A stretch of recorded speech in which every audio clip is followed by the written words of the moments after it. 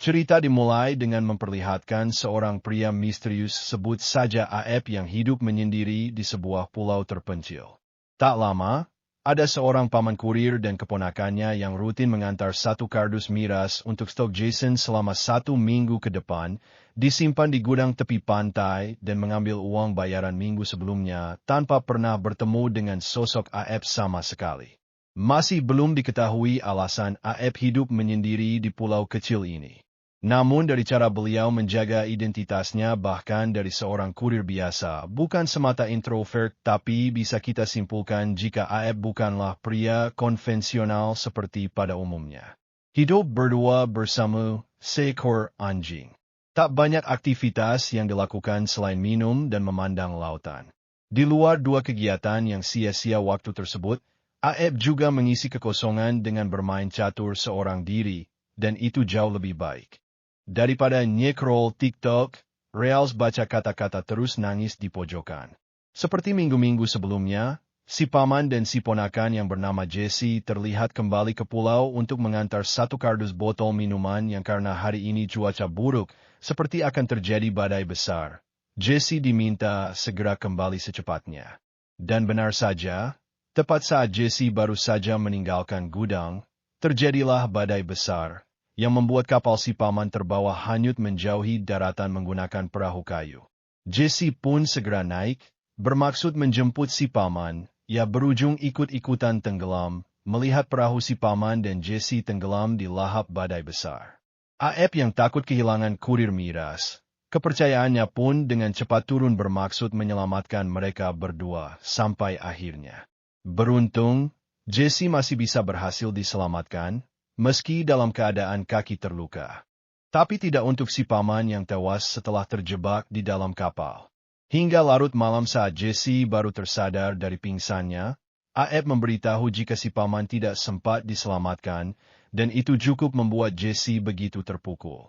Besoknya tanpa saling berkenalan satu sama lain, Aep sekonyong-konyong mengganti perban di kaki Jesse yang ternyata sudah terkena infeksi, sempat komplain karena Aep tidak segera membawa ke rumah sakit. Aep pun hanya bisa pergi dingin tanpa memberikan penjelasan apa-apa. Ketika Jesse sedang nongkrong di gudang tepi pantai, itulah Jesse tak sengaja menemukan sebilah pisau di dalam laci. Sadar, jika saat ini dirinya tinggal bersama orang asing, ia pun menyimpannya di balik bantal untuk sekedar jaga-jaga. Hingga ketika Aep bermaksud memeriksa kembali kakinya, tiba-tiba bukannya marah. Aep yang tahu, jika Jesse hanyalah anak polos yang tidak bisa memegang pisau dengan benar pun justru dengan baik hati mengajarkannya cara bertahan hidup menggunakan sebilah pisau. Hingga timbullah rasa percaya terhadap sosok si Aep ini. Aep kembali melihat luka Jesse, sambil mengganti perbannya dengan yang baru hingga beberapa hari berlalu. Kini kedekatan di antara mereka berdua semakin terbangun, setelah keduanya saling berinteraksi satu sama lain. Di sini jugalah Aep bercerita, jika almarhum si paman adalah teman Aep sewaktu masih di Angkatan Laut pada akhirnya diketahuilah, jika Aep adalah mantan tentara, yang saat ini mungkin ia sedang mengasingkan diri atau sengaja pensiun dini. Entahlah, melihat infeksi di kaki Jesse tak kunjung pulih. Aep pun pamit pergi ke kota sebentar untuk membeli beberapa obat yang dibutuhkan. Setibanya di apotek Rindu Sehat, Aep pun masuk dan terlihat menghindari semua kamera pengawas yang ada di sana. Tak hanya membeli beberapa obat, Aep juga membeli sepasang pakaian untuk Jesse, di mana ia tidak sadar jika saat keluar dari apotek, ada para ciwi-ciwi yang sedang selfie di depan pintu. Sejenak, mari tinggalkan urusan Aep dan beralih ke markas besar Agensi Intelijen Inggris, atau biasa dipanggil M16, di mana kita akan diperlihatkan pada komputer canggih yang disebuti singkatan dari Total Human Engagement Analytic, yang katanya mampu melacak semua aktivitas warga sipil, termasuk data pribadi hanya melalui kamera pengawas dan internet dari fasilitas umum melalui kamera ponsel milik si Joek selfie tadi. Komputer mendeteksi wajah Jason dan menemukan bahwa dia adalah penjahat internasional yang sudah lama dicari-cari. Meski wajahnya berbeda dengan wajah Jason, namun iris mata yang terdeteksi 100% memiliki kecocokan. Sehingga, ibu kapten yang bernama sebut saja Popon pun menyimpulkan, jika AF kemungkinan sudah melakukan operasi plastik, dan langsung menyuruh agen terdekat untuk menembaknya di tempat. Kembali pada AF dan Jesse, yang sedang makan malam. Tak lama, AF mendengar suara bunyi yang sedang menuju kemari, dan benar saja, itu adalah para agen utusan Popon yang berhasil menemukan persembunyiannya, di mana AF langsung menyuruh Jesse bersembunyi di kamar mandi. Dan ya, AF teliti beliau sudah menyiapkan jebakan Jerry yang berhasil menumbangkan salah satu agen. AF lalu menyalakan lampu merkuri tepi pantai agar leluasa melihat jumlah para agen yang masih tersisa. Sambil menenteng lampu patromak, AF pun pergi ke sisi lain dari pulau ini. Dan inilah yang dia lakukan. Setelah membakar satu agen menggunakan fire gun, AF kembali pindah ke sisi lain dan berhasil menjatuhkan satu agen lagi, termasuk sukses menghabisi beberapa agen di dalam gudang. Yang AF tidak tahu adalah, ada satu agen yang masuk ke dalam rumah, bahkan menembak mati anjing kesayangannya. Tak hanya itu saja, si agen juga berhasil menemukan keberadaan Jesse dan bermaksud membawanya untuk sebagai jaminan. Seberapa hebatkah AF sehingga agen dibuat tiada? Dilihat gaya bertarung yang AF tunjukkan bisa dipastikan, jika AF adalah sosok yang siapapun tidak ingin punya urusan dengannya. Sadar jika pulau ini sudah tidak aman lagi, AF pun buru-buru pergi membawa Jesse bersamanya. Di markas intelijen, Popon benar-benar tidak habis pikir saat melihat semua agen terbaiknya tewas. Penasaran, ia pun menyuruh asistennya untuk menyelidiki sosok AF, termasuk gadis kecil tersebut. Di mana Popon kembali dikejutkan saat asistennya menemukan bahwa data AF ternyata sudah dimanipulasi. Pada intinya, setiap kali komputer mendeteksi wajah AF, maka yang muncul adalah orang lain alias penjahat internasional, yang membuat Popon menjadi semakin penasaran. Setelah bertanya pada ChatGPT, si asisten akhirnya menemukan data asli. AF, yang ternyata adalah mantan agen M16, yang dikabarkan tewas 10 tahun lalu. Itu berarti AF adalah senior mereka di agensi ini. Entah siapa orang yang sudah memanipulasi datanya dan apa tujuannya, Popon yakin jika ini ada hubungannya dengan mantan pimpinan M16 yang menjabat sebelum dirinya. Dia bernama Haji Udin, mantan pimpinan M16, sebelum Popon, sekaligus pendiri program T. Saat ini Haji Udin menjabat sebagai salah satu anggota dewan di pemerintahan Inggris dan masih punya akses terhadap T. Sesuai kecurigaan Popon, Haji Udin adalah dalang di balik manipulasi data AF. Seolah-olah dibuat seperti penjahat internasional. Jika Haji Udin adalah mantan pimpinan M16, itu berarti AF adalah mantan anak buahnya dulu. Entah ada masalah apa di antara mereka berdua. Yang pasti, Haji Udin ingin menghabisi AF, yang notabene adalah mantan anak buahnya sendiri. Haji Udin pun menghubungi seorang pembunuh bayaran profesional bernama Ugun, untuk mencari dan menghabisi AF secepatnya. Beralih ke AF dan Jesse, yang sudah tiba di daratan mereka. Mencoba mencuri mobil milik warga yang ada di sekitar. Sempat ketahuan pemiliknya, Jesse dengan senjata api di tangan pun memohon agar sepemilik mau mengerti dan mengizinkan mereka memakai mobilnya. Melihat gelagat dan kejujuran Jesse, si bapak pun akhirnya mau mengerti. Bahkan sempat mengajak mereka masuk ke dalam rumahnya. Namun, yang mereka tidak tahu adalah anak si bapak ternyata sudah menelepon polisi. Dan karena sudah janji mau bantu, si bapak pun menyuruh AF dan Jesse untuk bersembunyi. Biarkan dia yang ke depan untuk menemui para polisi tersebut. Tapi tebak, apa yang terjadi? Ya, si bapak pun ditembak, dan langsung tewas seketika. Popon yang memantau dari kamera pengawas pun sangat panik dan sempat marah saat melihat warga sipil menjadi korban jiwa. Ternyata itu adalah ulah dari Ugun utusan Haji Udin yang melepaskan tembakan dari jarak jauh. Melihat si bapak tewas, AF dan Jesse pun buru-buru kabur melalui jalan belakang. tetapi sukses melumpuhkan satu persatu polisi lokal. Aep pun mencuri mobil milik petugas untuk pergi menjauh dari tempat tersebut. Tapi Ugun langsung menyadari, dan terjadilah aksi kejar-kejaran yang tidak terlalu menegangkan. Aep akhirnya berhasil lolos setelah menggulingkan mobil milik Ugun. Tapi seperti kebanyakan karakter pada umumnya, Aep tidak memastikan dulu penjahatnya mati, sehingga ia tidak sadar jika Ugun masih hidup dan tidak akan berhenti untuk mengejarnya. Beralih ke Popon yang semakin dibuat penasaran dengan siapa si sosok Om Aep ini. Ia pun menghubungi Haji Udin yang merupakan mantan direktur M16, sebelum dirinya untuk bertanya, apakah Bapak kenal dengan sosok Aep? Haji Udin pun menjawab, iya, tapi itu sudah lama sekali, dan ia sudah mati sekitar 10 tahun yang lalu. Karena terus didesak dengan pertanyaan, Haji Udin akhirnya mau menjelaskan bahwa Aep adalah agen terbaik yang pernah ia miliki. Hidup sebatang kara dan tidak punya keluarga sejak masih kecil, Jason punya mental baja dan fisiknya setara 50 tentara. Mendapat pelatihan khusus sejak masih remaja, Aep tumbuh sebagai mesin pembunuh mematikan yang dianggap tak terkalahkan.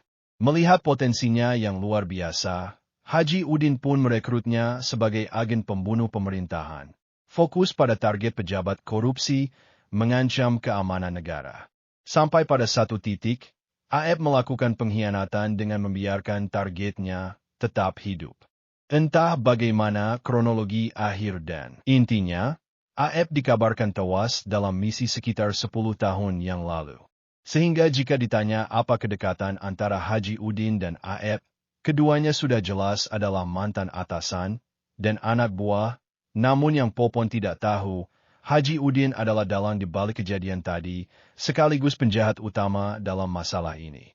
Kembali ke Aep dan Jesse, yang masih dalam perjalanan. Di situ Aep bertanya kemana ia harus mengantarkannya pulang. Jesse mengaku tidak punya rumah.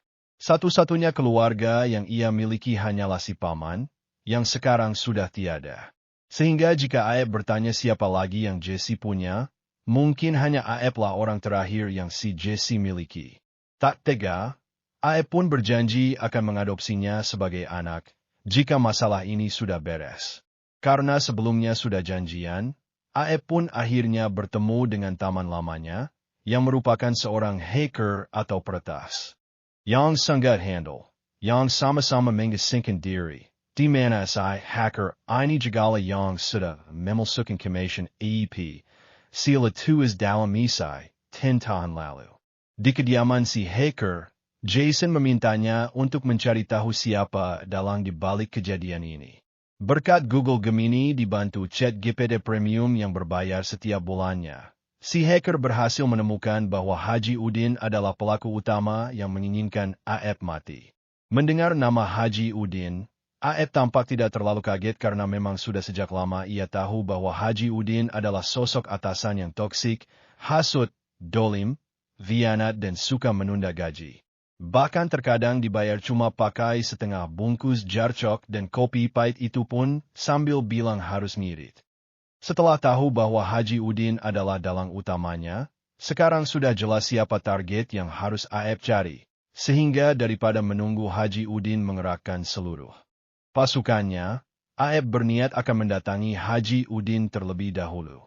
Masalahnya sekarang adalah, Jesse jelas tidak bisa dilibatkan dalam aksi ini. Butuh orang yang tepat untuk memastikan Jesse tetap aman. Orang yang punya pengaruh kuat dan sulit disentuh. Jason akhirnya teringat dengan satu orang yang pernah ia bantu di masa lalu. Orang itu adalah bernama Abdul, seorang bos mafia yang punya hutang budi terhadap Aep. Saat si hacker sedang menyiapkan mobil itulah Aep tiba-tiba mendengar suara langkah kaki dari balik pintu yang ternyata itu adalah Ugun yang berhasil melacak keberadaan Aep. Alih-alih hanya melaksanakan tugas dari Haji Udin atasannya, Ugun ternyata punya kepentingan pribadi, yaitu ambisi membunuh seorang legenda hidup dan menganggap bahwa dirinya lebih hebat dari Aep. Karena Ugun masih tingkat RT, ia jelas tidak sebanding dengan Aep yang sudah camat, lagi-lagi Aep berhasil kabur. Tak lama, Haji Udin pun menanyakan perkembangan misinya yang karena Ugun tak kunjung berhasil. Haji Udin pun menghubungi pasukan tentara bayaran elit untuk ikut nimbrung dalam masalah ini. Kembali ke AFJS yang sudah sampai di tempat aman, AF menyuruh si hacker untuk turun dan cari rumah sementara untuk bersembunyi.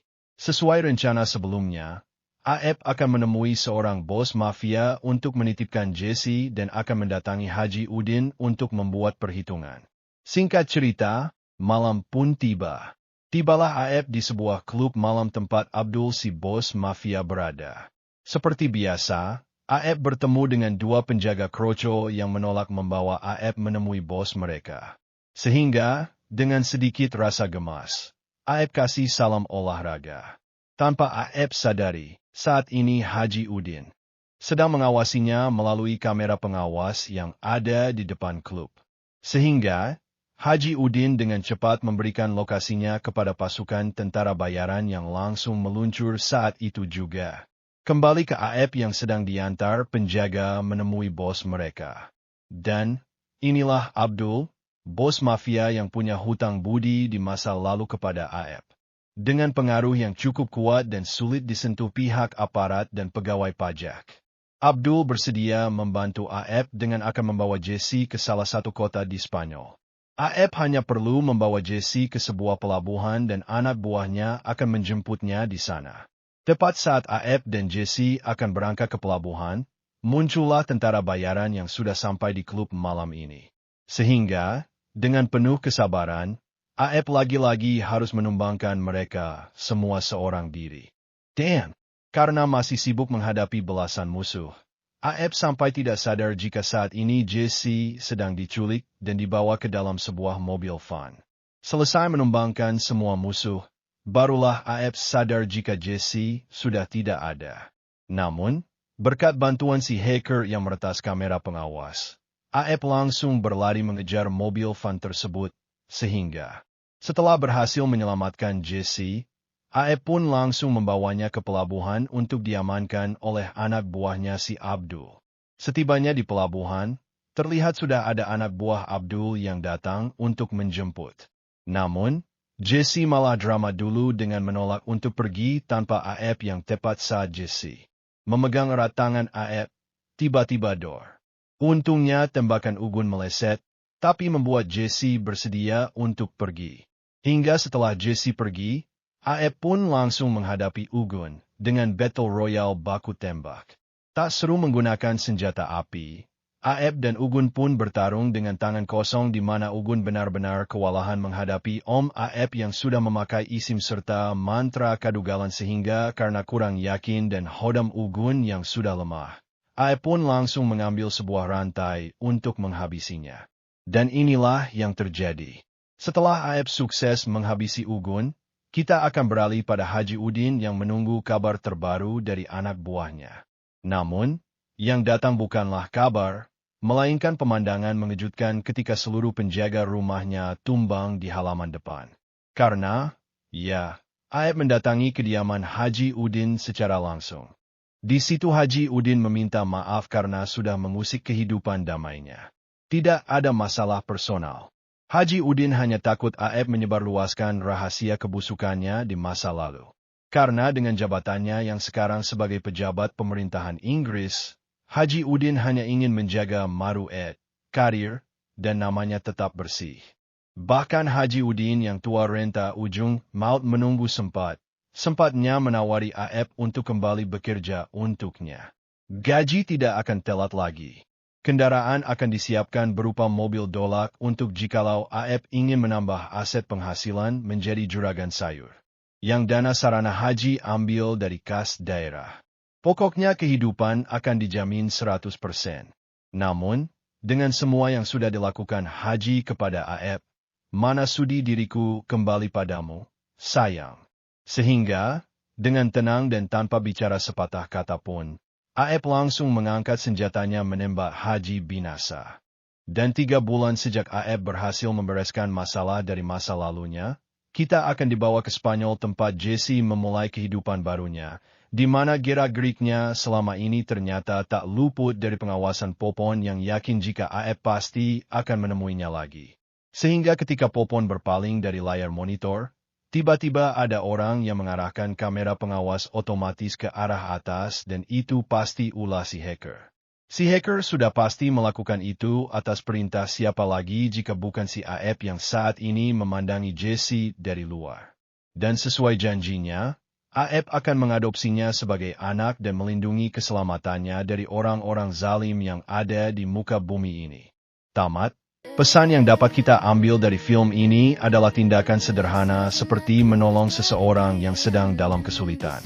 Mungkin terlihat enteng, sepele tetapi, sebenarnya itu pasti membawa perubahan di kemudian hari, yang bahkan tidak akan menyangka.